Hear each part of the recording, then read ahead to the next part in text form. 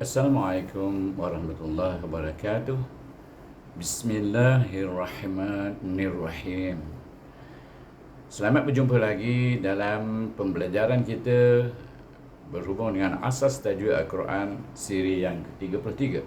Siri yang ke-33 ini akan membicarakan tentang pemberian baris kepada huruf-huruf hijaiyah sehingga ia boleh dibaca di dalam Al-Quran kiranya terdapat baris-baris tersebut, iaitu memudahkan kita yang tidak tahu bahasa Arab untuk membaca Al-Quran, ya. Sebab itu ada baris lebih memudahkan. Jadi kita perhatikan baris-baris yang diperkenalkan kepada kita di dalam Al-Quran. Kemudian sebelum itu jangan lupa subscribe dan juga like serta share dengan kawan-kawan yang lain, teman-teman yang lain, sahabat-sahabat yang lain, supaya sama-sama kita dapat menikmati ilmu yang kita pelajari ini dan mendapat rahmah dan keberkatan Allah SWT bersama-sama, insya-Allah. Kita teruskan dengan penjelasan tentang baris. Baik.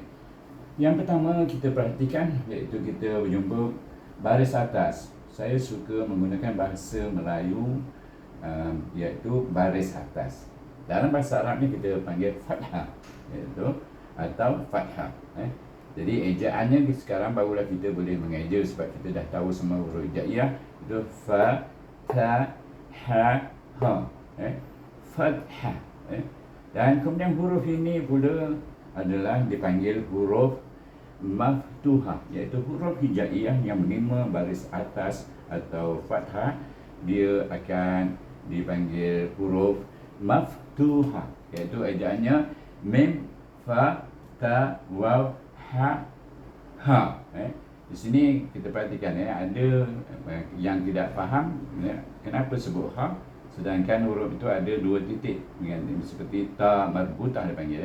Kemudian nanti kita belajar kenapa. Baik. Apabila kita wakaf di sini, kita akan gunakan ha. Kalau kita menyambung huruf ini dengan kalimah yang lain, maka dipanggil wasal, iaitu barulah ta ini digunakan. Dia tidak membunyikan ha, tapi dia membunyikan ta. Itulah dia tentang baris atas yang diperkenalkan kepada kita. Baik. Contoh baris atas saya tunjukkan di sini. Khalaqa, iaitu khalaqa, khalaqa, iaitu satu kalimah, iaitu khalaq kalau kita sebut. Tapi baris atas, bagaimana baris atas? Yang saya tunjukkan anak panah ini, inilah dia baris di atas. Dia berada di atas huruf, iaitu seperti huruf alif yang dicondongkan. Baik, kita pergi ke baris yang kedua, iaitu baris yang kedua ialah baris bawah atau dipanggil dalam bahasa Arab kasrah. Jadi kasrah ejaannya kaf, sin, ra, ha. Dan huruf yang menerima baris bawah dikenali sebagai huruf maksurah. Ejaannya mim, ka, sin, waw, ra, ha. Atau di sini kalau kita baca bersambung maksurata, ataupun surati. Jadi yang bila kita wakaf ni kita panggil maksurah. Jadinya kita baca dengan berakhir dengan huruf ha di sana. Baik. Contoh yang kita boleh perhatikan bagi baris bawah, kita dah biasa baca Bismillahirrahmanirrahim, iaitu Ar-Rahim, iaitu antara nama Allah, nama-nama Allah yang ada. Iaitu perhatikan, iaitu anak panah ini menunjukkan baris bawah di mana? Mana baris bawah itu letaknya seperti alif yang terbalik juga, condong. Dia duduk di bawah huruf mim ni baris bawah huruf ha ni juga baris bawah. Baik, itulah baris yang kedua. Baris yang ketiga ialah baris hadapan dipanggil, ataupun dhammah. Itu ejaannya, kita dah belajar hijaiyah, kita perhatikan huruf dad, mim. Di sini ada bersabdu, saya bagi terangkan tentang sabdu. Berarti huruf itu ada dua. Satu dipakai oleh dad ini, iaitu dham. Kemudian yang kedua dipakai oleh ha, mah. Jadi bunyinya dhammah. Jadi Kalau kita tulis mim tu dot mim, kemudian mim ha, mim ha. Gitu. Jadi itulah dia hurufnya. Jadi kenapa buat sabdu? Kerana dia ada dua. Jadi tak payah tulis dua, memanjangkan kalimah tu. Jadi dia bubuh tanda sabdu. Itu panggil tanda sabdu, tasydid ataupun sabdu. Sabdu. Baik. Kumpulan huruf yang menerima baris harapan ini ialah dipanggil huruf madmumah, iaitu mim, dot, mim, waw, mim, ha. Jadi madmumah, jangan risaukan tentang titik dua itu. Dia nanti apabila kita mengaji baru kita fahami kenapa dia ada titik di sana. Padahal dia huruf ha. Baik. Yang keempat barulah kita jumpa, iaitu baris dua. Baris dua ini terkenal dengan nama tanwin, iaitu baris dua. Yang pertama kita jumpa baris dua di atas. Tadi baris satu, sekarang baris dua. Jadi atau dipanggil fathatan, fathah ta alif nun, fathah ta alif nun, fathatan. Jadi itulah dia nama huruf yang menerima baris dua di atas, namanya fathatan. Dan contohnya kita boleh perhatikan di sini, iaitu naran. Kalau kita tengok sini, naran. Jadi mana baris duanya? Iaitu dia baris macam baris di atas juga, tetapi dia ada dua baris di atas huruf ra, naran. Jadi ra punya yang baris dua ni. Ini alif adalah huruf mat yang menumpang pada situ. Baik. Kalau kita dah faham ini semua, baik, kita pergi yang ke baris berikutnya, iaitu baris dua juga tanwin. Perhatikan, saya adakan ni dulu supaya kita dapat lihat sambungan pelajaran kita, iaitu baris dua, iaitu tanwin di bawah. Di bawah. Tadi di atas, baris dua di atas. Sekarang baris dua di bawah, baris tanwin di bawah. Atau namanya dalam bahasa Arab kasrotan. Kasrotan. Ini yang kelima, baris dua di bawah. Ejaan kasrotan mana? Kaf, sin, ro, ta, alif, nun. Kasrotan. Baik, kita dah dapat tahu. Saya ulang, baris dua yang tanwin di bawah, dia juga dikenalkan sebagai kasrotan, disebut sebagai kasrotan. Dan juga contohnya kita perhatikan zarratin. Baik, nampak baris dua ni seperti baris bawah juga, tapi dia dua baris. Sebab itu dia kata baris dua.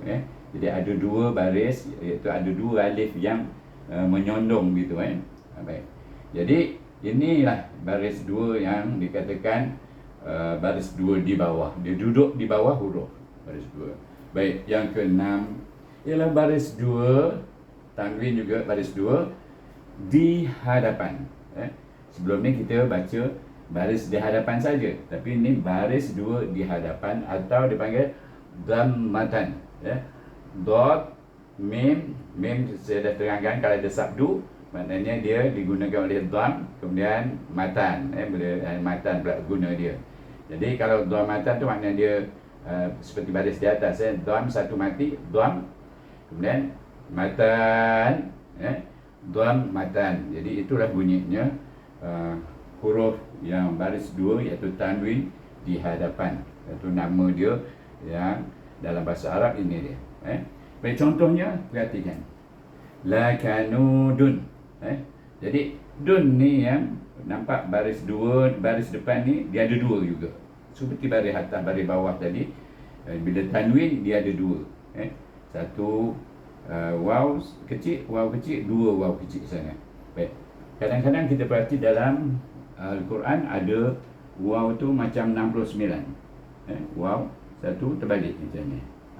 Yang itu kita akan jelaskan apabila kita membaca Al-Quran nanti, iaitu apabila kita berjumpa dengan huruf yang baris macam ni.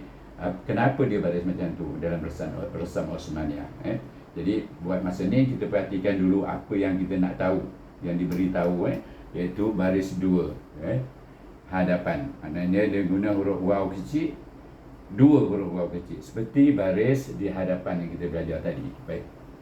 Yang ketujuh, yang ini berkenaan baris juga, tetapi dia tidak menerima baris, iaitu huruf hijaiyah yang tidak menerima baris. Dia kata tanda mati, iaitu maknanya tanda mati atau sukun diletakkan kepada huruf hijaiyah yang tidak berbaris. Bila tak berbaris, dia bubuh tanda mati ataupun disebut sukun, sin, kaf, waw, nun, sukun.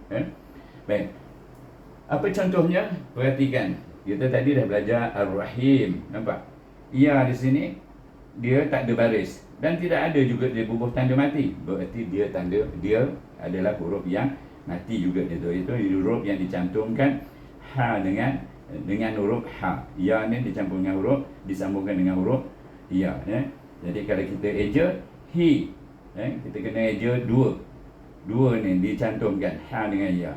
Begitu juga di sini kita perhatikan ba baris bawah, kemudian sin itu ada tanda mati. Maknanya kita kena baca 2 gabungan ini.